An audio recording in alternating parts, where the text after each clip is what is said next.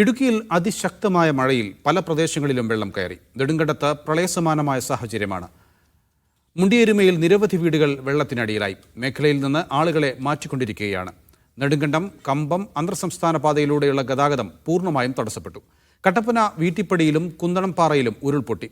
ജലനിരപ്പ് ഉയർന്നതിനാൽ മുല്ലപ്പെരിയാർ ഡാമിന്റെ കൂടുതൽ ഷട്ടറുകൾ ഉയർത്തും.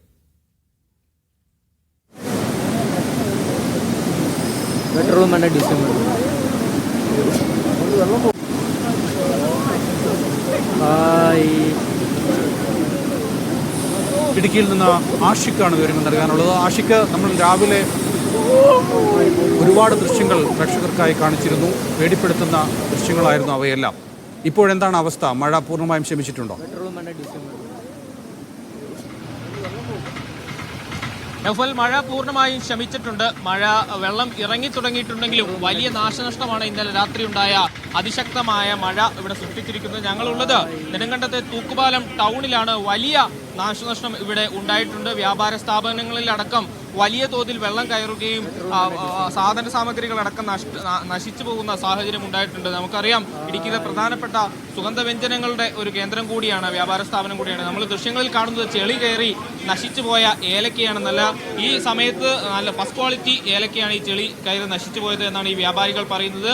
കിലോയ്ക്ക് 3000 രൂപയ്ക്ക് മുകളിൽ വിലയുള്ള സാഹചര്യമാണ് ഇപ്പോൾ ഈ ഏലക്കയുള്ളത്. കിലോയ്ക്ക് 3000 രൂപ വിലയുള്ള ഏലക്കയാണ് ഇങ്ങനെ വെള്ളം കയറി നശിച്ചു പോയിരിക്കുന്നത് എന്നുള്ളത്. ചെളി കയറി ഇനി ഒന്നും ചെയ്യാൻ കഴിയില്ലാത്ത സാഹചര്യമാണുള്ളത്. ഇത്തരത്തിൽ നിരവധി വ്യാപാര സ്ഥാപനങ്ങളാണ് നെടുങ്കണ്ടത്തെ വിവിധ ടൗണുകളിലുള്ളത്. നമുക്ക് ഈ കടയുടമ കൂടിച്ചേരുന്നു, ഇസ്മായിൽ സാഹിബ് കൂടിച്ചേരുന്നത്. എത്രത്തോളം രൂപയുടെ നഷ്ടം ഉണ്ടായിട്ടുണ്ട്? ഇപ്പോൾ ഒരു 600 കായുണ്ട്. ഇന്നത്തെ വരെ 2600 വരെയുണ്ട്.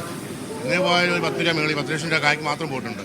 പിന്നെ കുരുമുളക് പോയി, കാപ്പിക്കുരു ഉണ്ടായിരുന്നു, ചീര് എല്ലാം പോയി. ഈ വെള്ളം കയറുന്നത് അറിഞ്ഞിട്ടുണ്ടായില്ല? അറിഞ്ഞില്ല. വെളുപ്പിനെ 3 മണിക്കാണ് വെള്ളം കയറി. ഇവിടെ പെട്ടെന്നാണ് വെള്ളം വന്നത്. സാധാരണ വെള്ളം കയറുന്ന പ്രദേശമാണോ? സാധാരണ ഒരു 10-35 കൊല്ലം ഇങ്ങനെ വെള്ളം കയറും, 35 കൊല്ലം മുമ്പ്. പിന്നെ ഇതിപ്പം അത് കഴിഞ്ഞപ്പോൾ ആദ്യമായിട്ടാണ്. അന്ന് എനിക്ക് 15 വയസ്സേ ഉള്ളൂ. എനിക്ക് ടൗണിലെ മറ്റ് വ്യാപാര സ്ഥാപനങ്ങളിലും കൂടെ ഈ നിലയിൽ തൊട്ടപ്പുറത്തെ കട, ലോട്ടറി കട മൊത്തം പോയി, മൊത്തം കടയും പോയി, സാധനം പോയി. അപ്പോൾ രാത്രി കടയാണ്, അവിടുത്തെ പോയി. ആ നിലയിലാണ് ഈ ടൗണിലെ വിവിധ വ്യാപാര സ്ഥാപനങ്ങളിൽ ഈ നിലയിൽ വെള്ളം കയറുകയും വലിയ തോതിലുള്ള നാശനഷ്ടം ഉണ്ടാവുകയും ചെയ്തിട്ടുണ്ട്. തൂക്കുപാലം ടൗണിൽ മാത്രമല്ല, മുണ്ടിയെരുമ, സന്നിയോസോഡ അടക്കമുള്ള ടൗണുകൾ പൂർണ്ണമായും വെള്ളത്തിനടിയിലായിരുന്നു. അവിടെ ഇപ്പോൾ വെള്ളം ഇറങ്ങിയിട്ടുണ്ടെങ്കിലും അവശേഷിക്കുന്ന ഇടങ്ങളിൽ വലിയ തോതിലുള്ള ചെളി അടിഞ്ഞു കൂടിയിട്ടുണ്ട്. വീടുകളിലെ സാഹചര്യം ഇത് തന്നെയാണ്. വെള്ളം ഇറങ്ങിയിട്ടുണ്ടെങ്കിലും ചെളി വലിയ തോതിൽ അടിഞ്ഞു കൂടിയിട്ടുണ്ട്. കൂടുതൽ വാർത്തകൾ നമുക്ക് വരും ബുള്ളറ്റിനുകൾ നൽകാൻ കഴിയും.